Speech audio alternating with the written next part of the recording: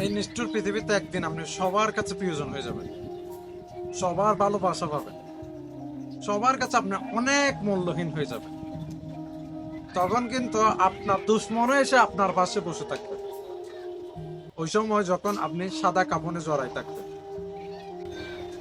আপনার দুশ্মনও আপনার জন্য কান্না করবে, তার দু চোখ দিয়েও টপ টপ করে পানি পড়বে। বুঝতেছেন? মানুষ ভালোবাসা হচ্ছে মৃত্যুর ফল। আপনাকে সবাই ভালোবাসবে হচ্ছে দুই চোখ বন্ধ করলে।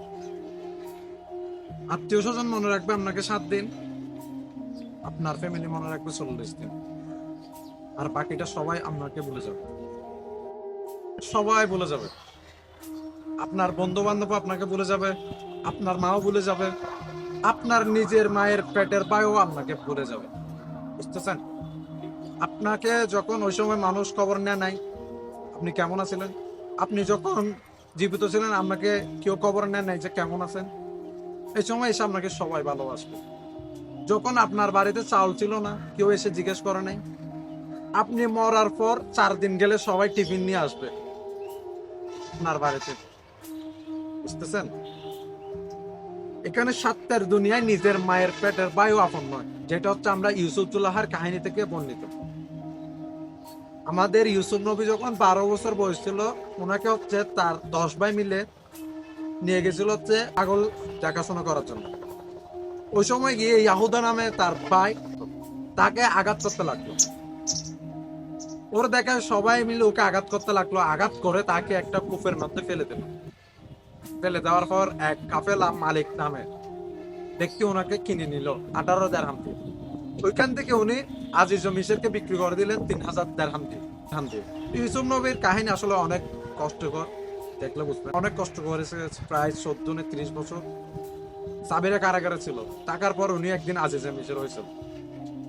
বুঝতেছেন? তো একদিন আপনার ভাইও আপনার সাথে বেইমানি করবে, ওই দিন যেদিন আপনার ঘরে নতুন মেহমানের আগমন শুরু হবে। বুঝতেছেন?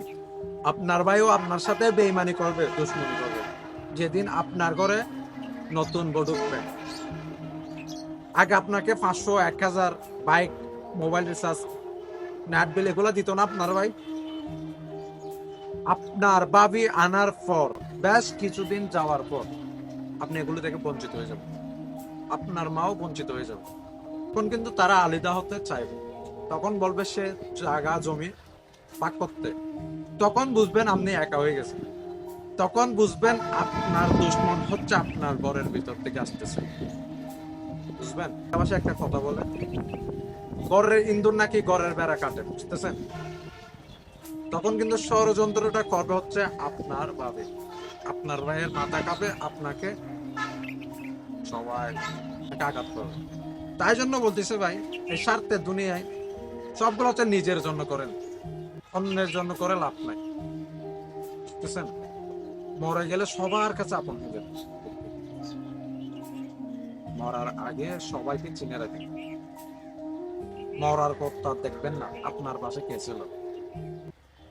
বুঝতেছেন? মরার আগে দেখেন আপনার পাশে কে আছে।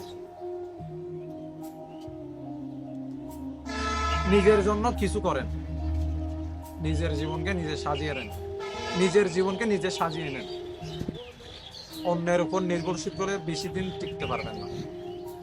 বাইরের উপর নির্ভরশীল আছেন তো বেশি দিন টিকতে পারবেন না। দেখি আপনার ভাইও আপনাকে একা করে দেবে। এই জন্য বলতেছে ভাই, নিজের ক্যারিয়ার প্রতি মনোযোগ দেন, আপনার ভাইও আপনাকে বেশি দিন চালাবে না। বুঝতেছেন? এই পৃথিবীতে সবচেয়ে কষ্ট পেতে হয় কাকে জানেন? ফ্যামিলির ছোট ছেলেকে। এটা বাস্তব ভাই। আপনার বড় ভাইকে কোন রকম সাকসেস করে দিবে, আপনাকে না। আপনার নিজেরটা নিজে করতে হবে, অন্যের আশা করলে নিজের জীবন ব্যর্থ হয়ে যাবে। বুঝতেছেন? মানুষ আপনাকে ভালোবাসবে ওই সময় যখন আপনি মরে যাবেন, এর আগে নয়। মানুষের সাথে এমন সম্পর্ক করেন যে আপনার মরার আগেও আপনার পাশে থাকবে। মরার পর আপনার পাশে থেকে কি লাভ, কি হবে? তখন তো আপনি দেখতেছেন না, তখন তো আপনার চোখ বন্ধ। বুঝতেছেন? মরার আগে কেউ আপনার পাশে থাকবে না রে ভাই। আপনি মরে গেছেন তো, তাও বিধা আপনার পাশে নাই। আপনি মরার পর 7 দিন হলে যে টিফিনটা আনে সেটা তো আপনি দেখতেছেন না। সেটা আনা হচ্ছে আপনার ফ্যামিলির মানুষদের জন্য, তাদের সান্ত্বনা দেওয়ার জন্য, আপনার জন্য নয়। এই পৃথিবীতে আপনার বলতে কিছু নেই, নিজের বলতে কিছু নেই। এটা মানিয়ে নেবেন, ভালো থাকবেন, নিজের প্রতি নিজে বিশ্বাস রাখবেন, কিছু একটা করার চেষ্টা করবেন।